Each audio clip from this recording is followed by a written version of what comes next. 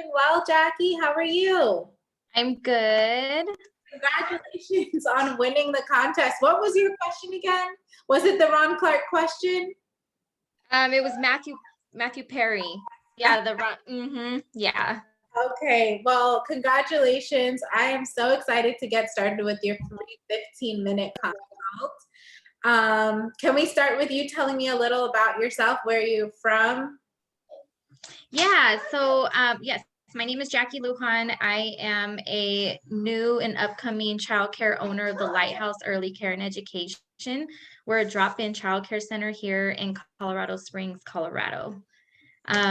We had just found our first center, and I just got the keys this past week, and I'm so excited. We're going to start renovations here shortly. Obviously, this is my first center, so I'm pretty nervous about all of the startup process. My goodness, there is so much to comprehend and understand, during this time, especially trying to get all my ducks in order with licensing and staff and, curriculum and everything. So, but you guys are amazing. This whole entire conference has been a huge blessing to me, because, I have a ton of notes that I'm about to go back to the center this Monday and just kind of resonate in and start executing a lot of these tips and tricks. So Yes, I'm so glad that you were able to find value in this conference. All these speakers really put their all into it, and it definitely shows. So absolutely take those notes back with you in your practice. And congratulations, getting the keys is such a great feeling, right? it took us about 4 or 5 months to finally find the right place. Seen a bunch of different locations, and I'm like, it just does not feel right. This one doesn't feel right. This one don't feel right. And then just the power of networking. And I ran into a lady who was offering her space and saving me 80% of what I have budgeted per month, which is a win-win. So awesome. Okay, so what questions do you have? So a lot of mine are going to pertain to startup, because I do have a lot of questions with that. I sent you them, and I want to say the first one is, so I just signed the lease to my center. What's next? Can you name a few priority tasks that I should be implementing right away? Absolutely. One mistake that I made with my first location was not immediately beginning to market as soon as I secured the property. So what I wish I did back then, and what you should absolutely do now that you have your lease, are you licensed yet, or no? You're still going through licensing? Nope, I am still going through it. Yes. Right. So even though you're not fully licensed yet, I would definitely recommend advertising your program, even if there has to be renovations that need to be done on the building. You could put up a coming soon banner, especially if you're not sure exactly when you'll be open. You can still put up some sort of signage for your program. Really quick tip is that what I love doing with my locations is wrapping the windows. So not just leaving it with just like, your daycare name at the top of the building, but also like putting, I forget what it's called. I want to say vinyl covering, like something on the windows where people cannot see into the building, but everybody in the building can see out. And it's like messages on the windows or signage, pictures, photos. Like it's just a lot of real estate that you can have on the buildings that talk about the services that you offer, shows pictures of your program and things like that. So I would advertise on the property itself, but also online. Create those Facebook and Instagram social media pages. Create your Google business listing, which is free to do if you have not done so already. And just start building a wait list. You can have a website if you don't already, and put a form on there, which you could, contact Childcare CRM if you're not sure how to create forms that families can enter their information into. and start collecting that data of children and families that are interested in enrolling in your program once it begins opening, and keep in contact with them throughout these first few months that you're going through licensing. So when it is time to open your doors, you have um, prospective families that are ready and willing and have been waiting to join. So that's my biggest tip. Okay, perfect. So I have all that down. And then my second one is, how did you create your dream team? Ooh, Jackie. My dream team. I would definitely say that it's going to take some time for you to that is a really great question, just like Anna says. I think it's going to take some time, especially if you've never been an employer before, to kind of get to know yourself as, as a leader. When I first started, I had never been even in a manager or supervisory position before. I kind of just threw myself into owning my own business and then hiring employees because I had to. So it felt kind of rushed. And it was rushed, to be honest, because I was in school and I needed to bring on employees to help me. But I would say that you will. I think it would be helpful for you to involve your employees as they come in with the, I guess, development of your company's mission and vision or values, whatever it is that you feel like your company wants to stand for, what motivates you as a childcare business owner to keep showing up to work and keep providing the services that you provide.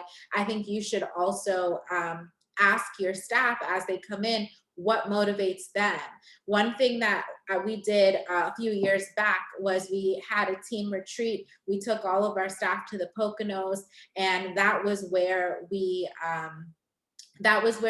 developed our company core values and our little motto that we have. Ours is that we put the child first, and each letter of that motto stands for one of our core values. And we came up with those letters and that motto together as a team. We had everybody sign off on it, and we hung that up on our walls at our first location to like build that, like, literally a dream, like where this is what our goal is. So if you involve your staff as much as possible, especially in the beginning, and pour into them, grow them into leaders within your program, even if you have no interest in expanding to multiple sites, you will, especially as a center, have positions that eventually will need to be filled that are leadership roles, even if they're not necessarily in administration.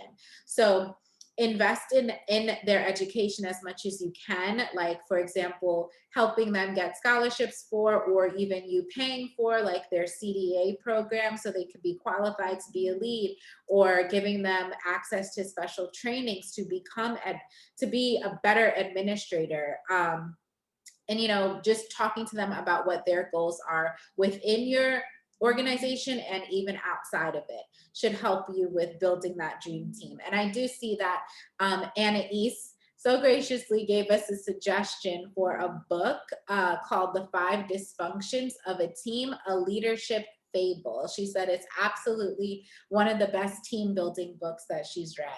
So I got to pick that up. Perfect. Yes, that's all good stuff. Okay. And then the third question is can you give me some pointers on how to continue to work on my business rather than working in my business as an owner?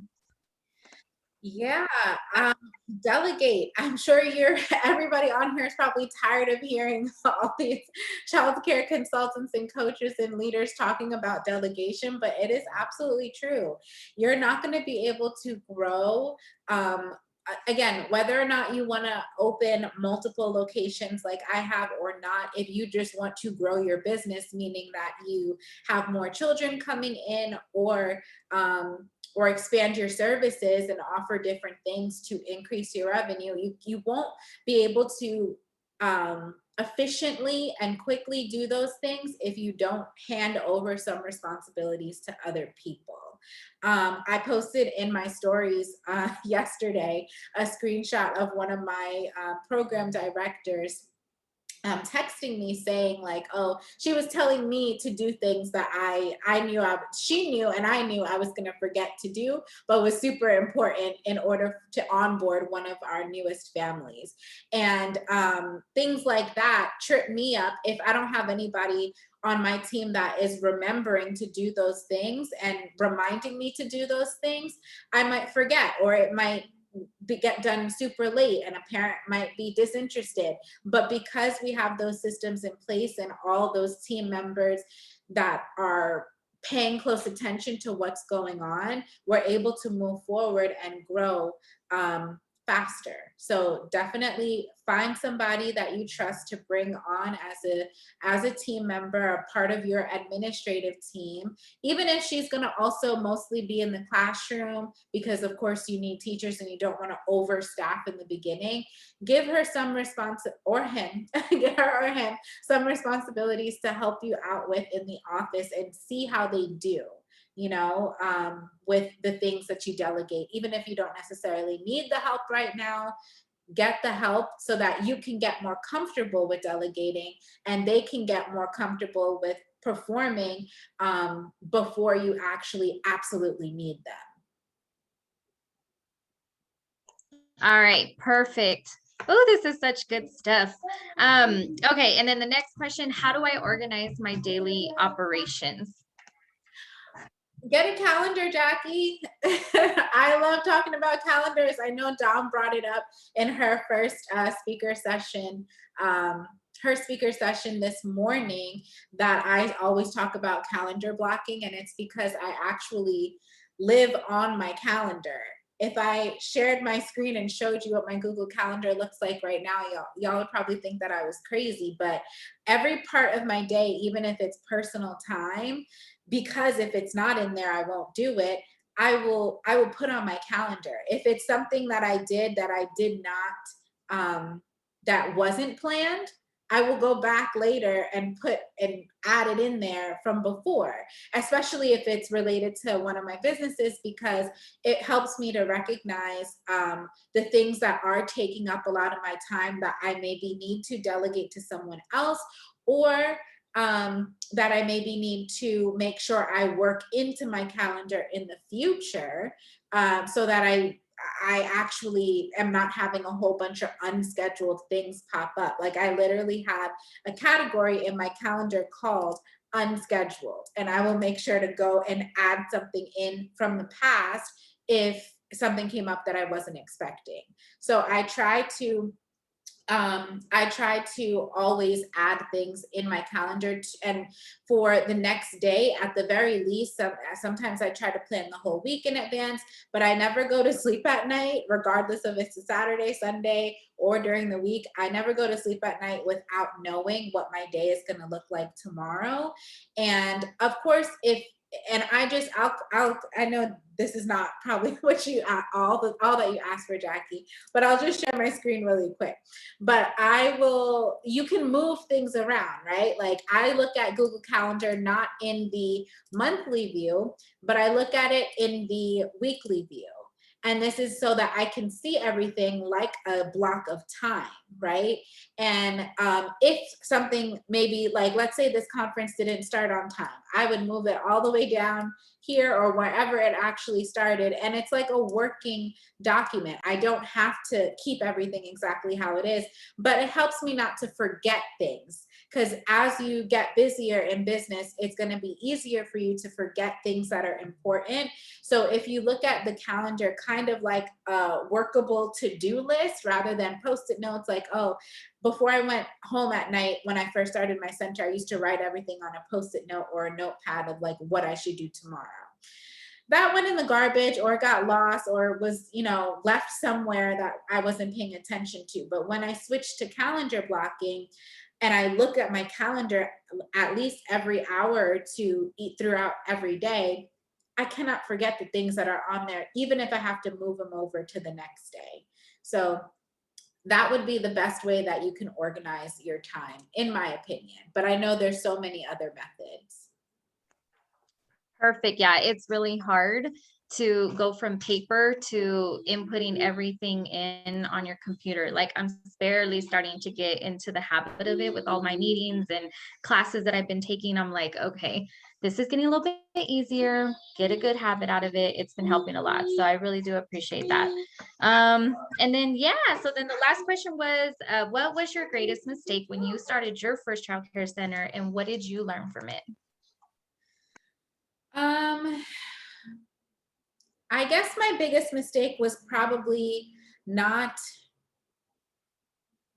I would say probably not advertising. That going back to your first question, if we're, one of the biggest things that we are, that worries us is like us not getting the enrollment as quickly as we thought, especially when you're first starting out. You probably just left a job that you were comfortable at, took this big risk, and now you don't have the enrollment that you thought you were going to have. And the best way to get around that is to make sure that you have an actual marketing strategy prepared, you know, as soon as possible before just up and starting your business. I didn't have that. I didn't have a plan in place when I first opened. And it was just because I was naive and thought that like, oh, I was going to open a business and people were just going to show up. And that's just not how it works. I mean, it can, but it's going to take you a very long time to get to meet your goals. So just getting very familiar with how to show up online, how to utilize all the social media, Google, Yelp, all the search engines and daycare related daycare search pages that are there to make sure that you can show up, and keeping track of all the families that do reach out to you, because, and that's what childcare CRM does help you with. Get a CRM as soon as possible. Anna East also kind of co-signed that earlier in the chat box. She talked about how she has a CRM for her accounting business. And if you don't have one, you're going to have leads slipping through the cracks. So that would be it for me. That is our 15-minute timer. Those were great questions, Jackie. Yeah, I had to come up with it quick. Well, I appreciate you asking all those questions. And to our other two winners that won the gift cards, I will be getting back to you by the end of the day to make sure that you receive those Amazon gift cards. Thank you so much, Jackie. Thank you, ladies. Bye. All right, bye-bye. All right, so let's get back into the conference and hear our final speaker for today.